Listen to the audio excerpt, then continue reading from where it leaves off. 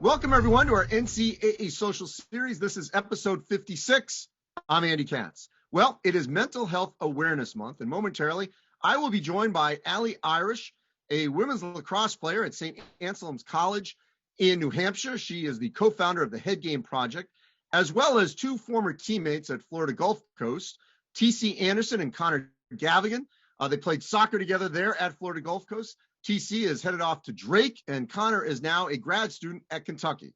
Let's get to our discussion. First, before we delve deep into this past year, I want the three of you to really sort of break down the projects that you are all involved in that so far have had great success of reaching out in your respective communities. Allie, I want to start with you as discussing sort of the Head Game Project. What is it?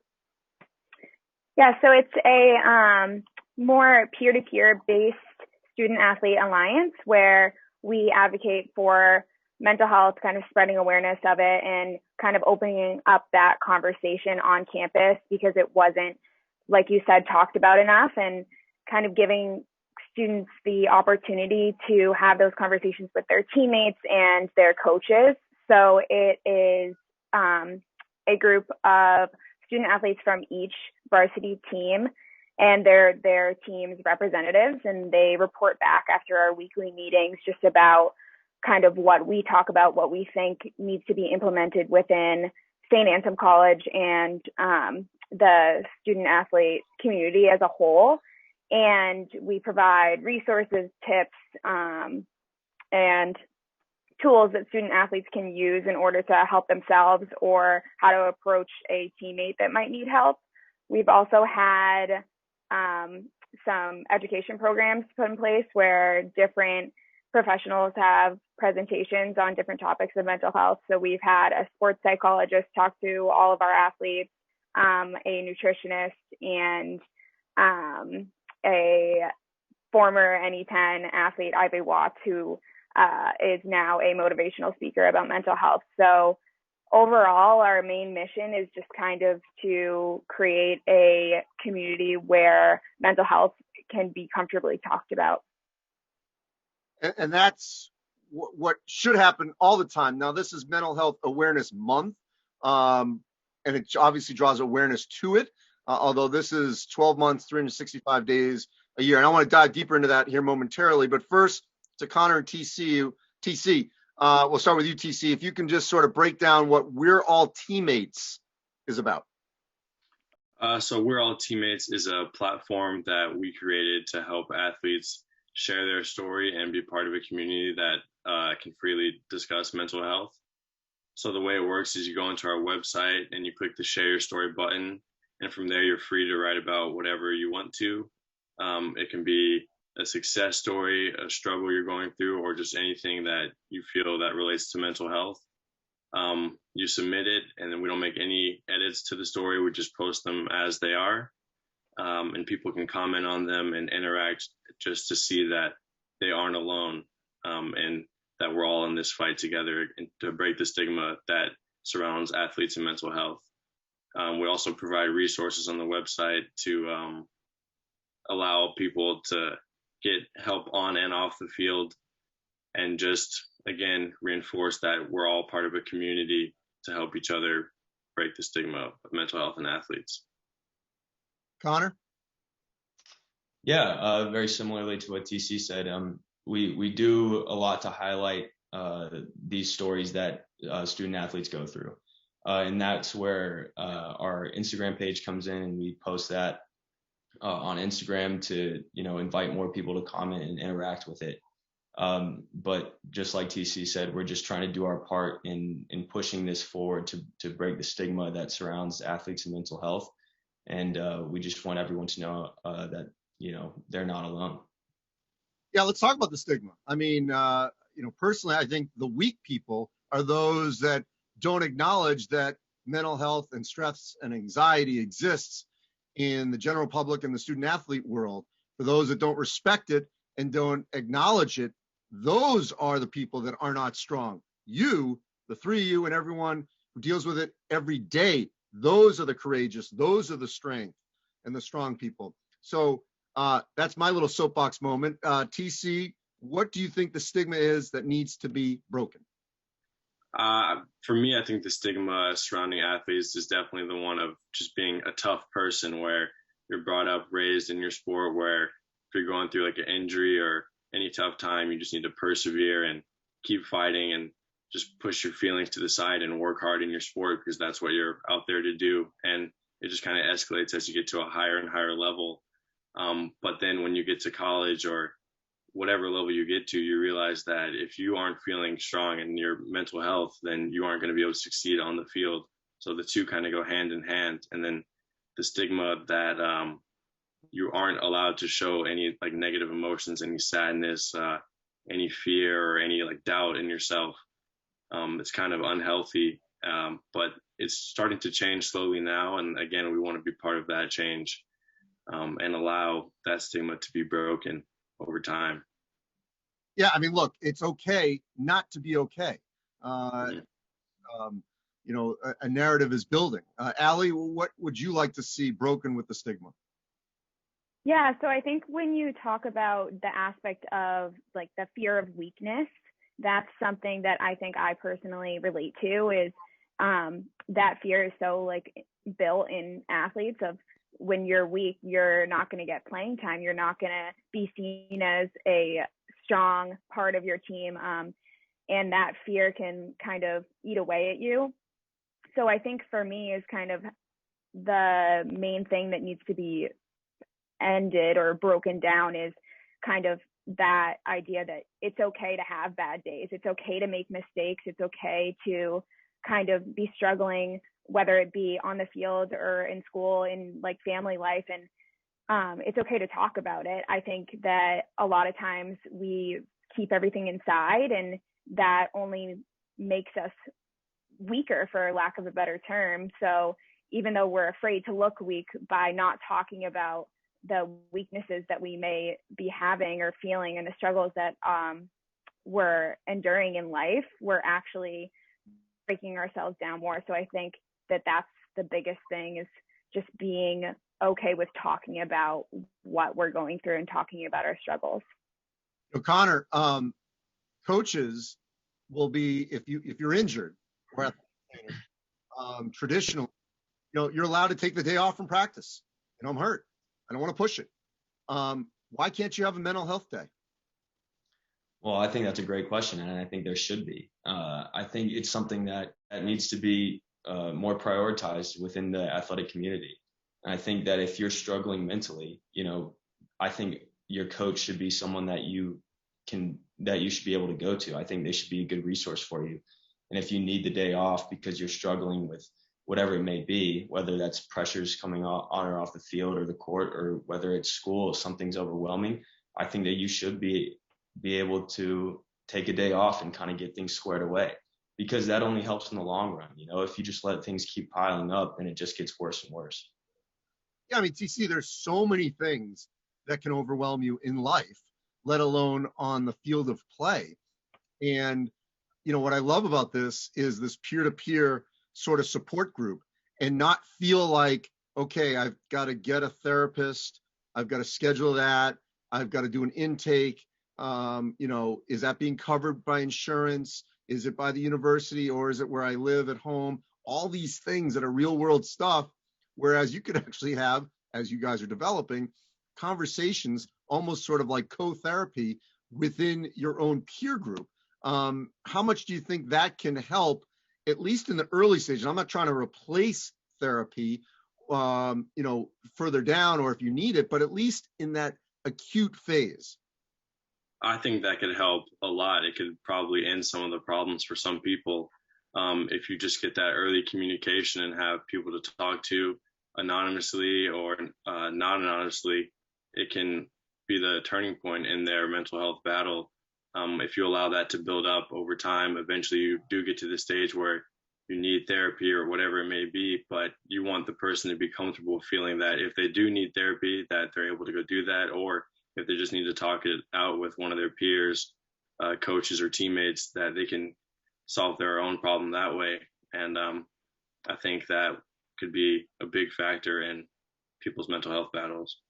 Allie, I've seen this change dramatically for the better. That going to a therapist, nothing negative about it. I mean, used to be, but especially in the adolescent population, I'm not saying it's become commonplace, but it's not become a negative as much, universally. And maybe that changes in different parts of the country. But how have you seen it change where if a teammate, a peer, a fellow student, is just going to therapy, that's okay? Yeah, I mean, that's honestly one of the biggest changes I've seen within my community is like by opening up this conversation, I think that people are more comfortable with the idea of therapy and the idea that it's okay to go to a professional or get more help. Like it's maybe helpful to talk to a teammate or a coach, but we're not professionals. So it's helpful to then go see an actual professional that can help you if you need it. And it's okay to do that. And I think that one of the positives of having these conversations with other people, you realize like, wow, there's a lot more people that I know that go to therapy every day, and you can see them and maybe they don't look like necessarily the person that goes to therapy or needs therapy, but it doesn't have to be this stereotypical thing. It can be something that everyone goes to and everyone does. And I think that that's something that has definitely been a positive impact of the program that me and my co-founder founded or saw here. Just like by opening that conversation, more people are comfortable taking that next step for their own health. Connor, how was the last year? And I wouldn't say a positive, but I mean, allowed this to be much more discussed in the public space, because as a society, so many people have been struggling with isolation, with the fear of COVID, with contact tracing, loss of job, loss of human life, that it's really taken a toll. Loss of, actually playing your sport last year. How much has that allowed this conversation to really be out there a little bit more? Well, I think one of the positives that will and has come out of this pandemic is that it's something that we all shared together. It's something that we all had to go through together. And especially as student athletes, I doubt there was an institution that didn't face the difficulties that COVID brought on. So whether that be, canceling seasons or, having teams have to sit out because of contact tracing, and it's just so difficult when you can't play your sport. But that's something that a lot of us had to go through on some level of similarity. And I think that's something that we would like to bring about in all aspects of mental health, is that, even though somebody's story might be, unique to them, there's more than likely somebody out there who can relate to it, and that's something that we would like to, have a conversation about and keep the conversation going. If you could piggyback, TC, on that, about how the pandemic has basically opened up this discussion for everyone. I think similar to what Connor said, it just created a community struggle. Old, young people were all going through the same thing. We're all like having our lives altered. And I think that made it okay for athletes, especially, to feel the capability to speak out about what they were going through as well. Because normally in a normal situation, people look up to athletes and think, especially if you're successful, they'll think, oh, your life is really good. You probably don't have any struggles, but you might. And I think now that we're all kind of struggling together, it allowed athletes and anyone to feel more comfortable speaking up about their mental health struggles or the pandemic alone, because I don't think there's anyone out there that didn't have some sort of setback from the pandemic. Well, a spring sport, it got taken away a year ago. How did that affect you? Yeah, I think what I saw with my team, it's kind of opened up this comfortable space where, oh, wow, we all are experiencing kind of a time of sadness and loss, and it was taken away from us. And so that was kind of like we were joined together in that feeling of loss and kind of sadness of our season being gone. But I think the positive out of it was people were more comfortable talking about it because we were all going through it. And so that definitely carried on to this next year. And I definitely saw it with my team is I personally was able to talk more about those feelings of day-to-day life, not just having to do with the pandemic, but since that platform was opened last year with my team, we were already comfortable in talking about those things. So I think that that was kind of a positive out of it, even though it was difficult at the time to lose our season. And like Connor said, all the issues of contact tracing, being in quarantine and stuff like that, I think it did kind of bring our little team community together. I want to touch Connor at TCU plays soccer, and in this country, it's so at the youth level, it's tournaments, and it's travel and all that, and parents are involved, and AU coaches and all these kinds of things, and travel league, and you this, you that, and it's all pressure, and you got to get to this goal, and you got to get to be a college athlete. What have you found as your own experiences, if you can share here, of at what point did you need a release from this constant, like every weekend, I got to do this, I got to do that, I got to do this, and feeling that pressure?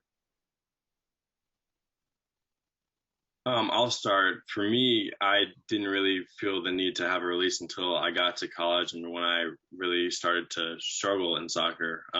Up to that point, for me, it kind of been smooth sailing. I was always one of the best on my team in my area. And then when I got to college, the pressure just built up to where you come into an environment where you're not one of the best anymore, where everyone is the best from where they came from. And that kind of all built up and became overwhelming for me. And I was like, okay, I need to take a step back and reevaluate and kind of release, like you said, but not until then. And that was a really big turning point in my career as an athlete and as a person, where I was able to step back and say, like, it's okay to not be the best all the time, as long as you're working as hard as you can, and managing other parts of your life, and that your sport doesn't define who you are as a person. So I think that was the biggest turning point for me. DC, what was that low point? Just coming in as a freshman and not playing right away. I thought I could come in and just automatically be one of the best on the team, because why not? I'd done it before. And when that realization has set in that I have like a lot of work to do, and you're kind of at the bottom of the totem pole and have to work yourself through the roster of 30 guys to the top, I was kind of doubting myself and wondering if soccer was even right for me anymore, if I would be able to do this. And luckily I had a really good support system in my family that were able to help me through it. And that's where the low point kind of kicked in, and I was able to, with their support, get myself out of it, thankfully, and get to the point where I am now. Connor, what about for you? Well, like you said, the youth game and up through high school, there's so many pressures coming from you at all angles, and parents and coaches are a huge part of that. And we have a lot of friends that have struggled for mental health because of their parents and their coaches. So college was difficult for me as well. When I got to it, I redshirted and then I ended up transferring my first year. But it also kind of allowed me to find out who I was. Kind of going through that allowed me to see, I can get out of this, if I put my head to it. So there are difficulties, but there are a lot of ways to come out of it. And the pressures that you feel, just you kind of got to find your resources and find what works for you. Allie, what was your journey like? Yeah, I actually relate a lot to what TC was saying. I think that college athletics, they're so competitive, and you're thrown into this environment where everyone around you is the best of the best. And it's easy to get down on yourself and feel that, well, if I'm not a starter, if I'm not one of the best on the team, then I'm automatically a lesser individual, not just a lesser athlete, but a lesser person. And I think that comes from athletes, kind of their sport defines them a lot of their life, especially when you're playing all the way up to the collegiate level.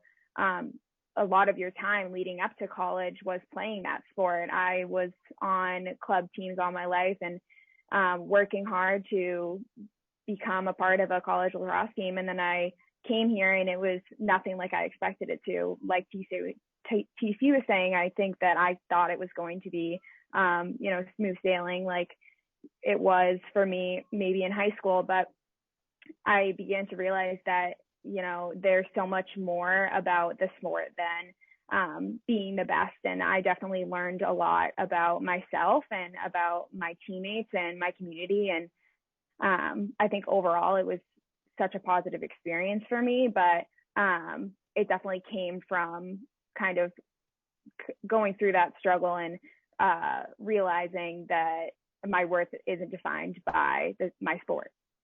I'm curious if each one of you can share a personal story of what your support system was like, your family, when you said, you know what, I'm struggling. I need, you know, whether it's peer counseling, professional counseling, whatever you feel comfortable, or even just like, you know, I'm going to start this organization. What was your, you know, if we could just go around our Zoom room here, Connor, what was it like for you when you talked to your family about this? Yeah, well, my struggle came my freshman year of college. Like I said, I redshirted and ended up transferring, and that was difficult because of the same thing as what these guys said. It was just, you know, you come in expecting to play. You know, everybody's excited for you to go and play in college. You know, it's this huge accomplishment, which it is.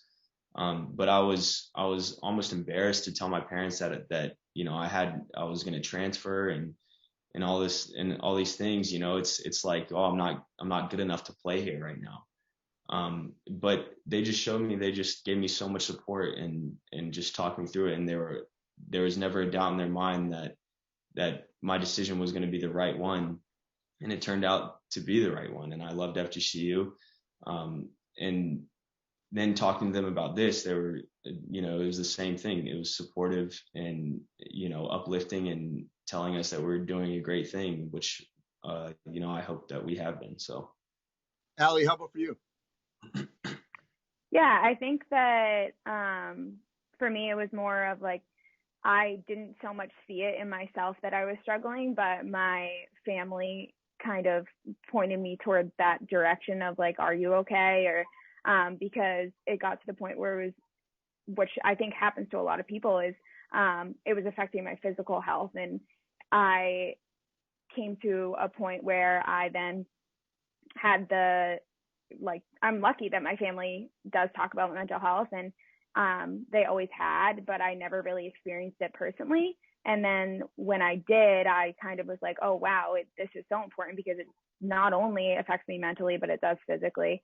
And once I did get help and kind of like came out on the other side, I realized just how much happier and physically healthy I am when my mental health is better.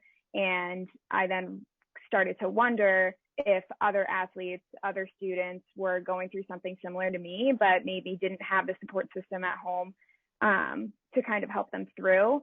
So that's kind of how we ended up creating this, is kind of giving people the support that they might not have at home. So yeah, that's kind of my story.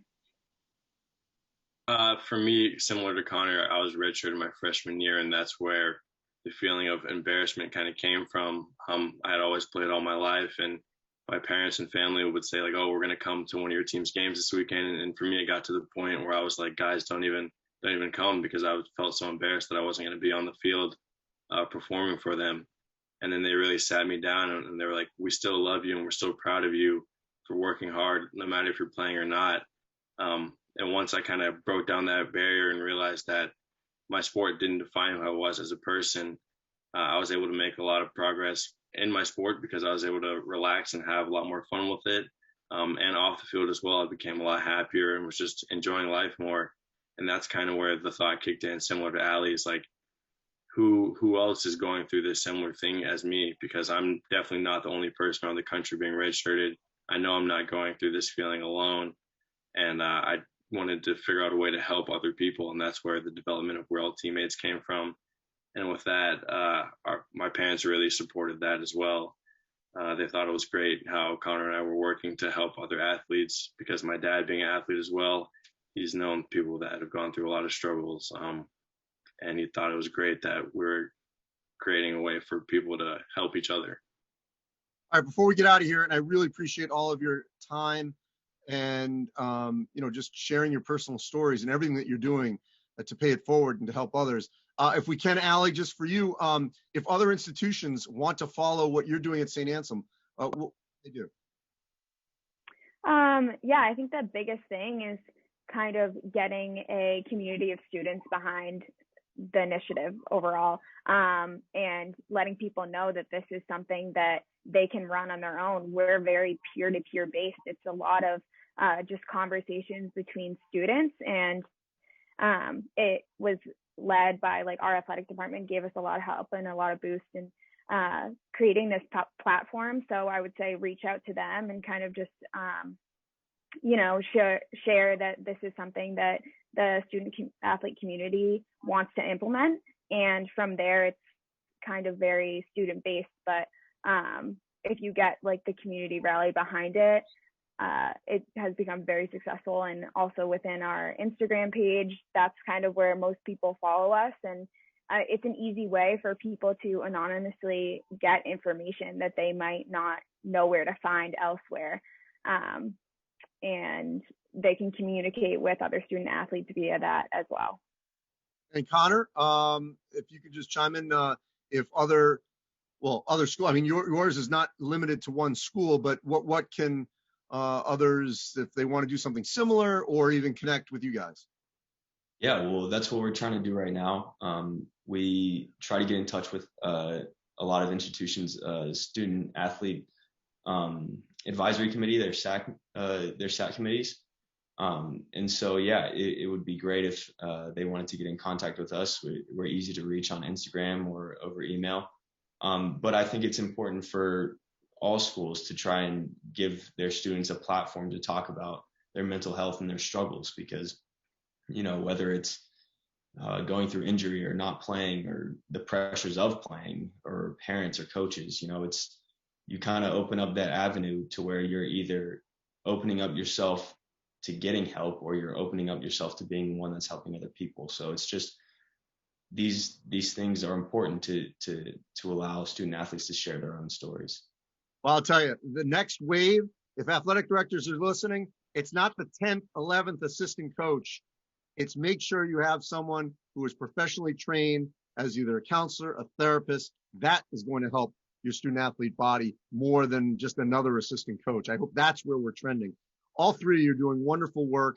As I said, you're paying it forward. I really appreciate your time and sharing your personal stories here. Connor, TC, and Allie, we're all teammates.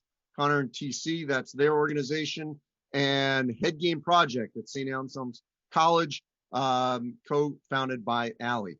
Appreciate all of you. As always, you can go to ncaa.org/social series. All our social series over the last year plus are archived there, as well as a podcast version, as well as you can take it wherever, as well as what you can download and watch right here. As always, stay safe, everyone. We'll talk again next week.